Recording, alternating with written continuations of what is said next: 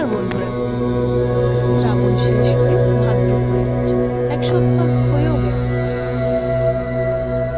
আপনাদের অনেকের মতো আমিও শ্রাবণ মাস করি এবং প্রতি বছর আমি এই সময়টার জন্য অপেক্ষা করি। গোটা মাস খুব আনন্দের সাথে কাটে। আমার শ্রাবণ মাস করার পেছনে আজকে ঘটনাটা আপনাদের সঙ্গে শেয়ার করব। আমি কেন করি শ্রাবণ মাস। তো আমার ঠাকুমা শ্রাবণ মাস করতো। আমি আমার ঠাকুমাকে দেখতাম। তখন আমরা অনেক ছোট ছিলাম। তো আজ আমার ঠাকুমা নেই। তো একদিন আমার মনে প্রশ্ন আসে।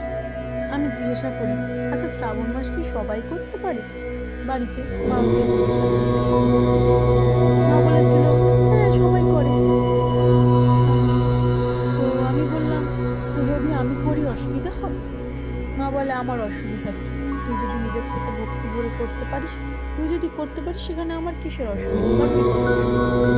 তো তখন থেকে আমি শ্রাবণ মাস করা শুরু করি। তখন আমি স্কুলে পড়ি, প্রায় 10-12 বছরের বেশি হয়ে গেছে আমি শ্রাবণ মাস করছি। তো প্রতি সোমবারই বাবাকে স্নান করাই, সাজাই, পুজো করি। প্রথম থেকে করে আসতাম। আগে স্কুল থাকতো, স্কুল যাওয়ার আগে তাড়াতাড়ি করে বাবার মাথায় জল ঢেলে চলে যেতাম স্কুলে। আর টিফিনে মা দিত আমাকে সাবু। আমি সাবু মাখাই খাই এবং খুব ভালোবাসি খেতে সাবু মাখা।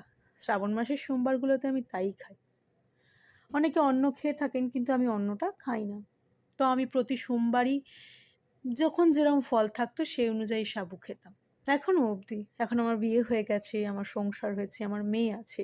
এখন সে আমার সবকিছুর সঙ্গী। সবইতেই আমি আমার মেয়েকে পাশে পাই। সে আমার সবথেকে এখন বড় বন্ধু।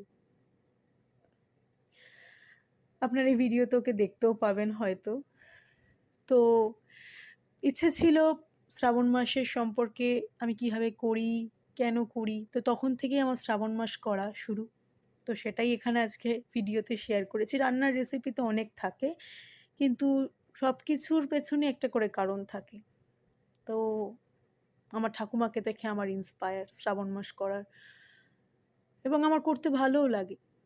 আগে মা আমাকে স্কুলে টিফিন দিত, এখন নিজেই বানিয়ে খাই। অনেক কিছু পাল্টে গেছে। পুরোনো দিনগুলো খুব মনে পড়ে।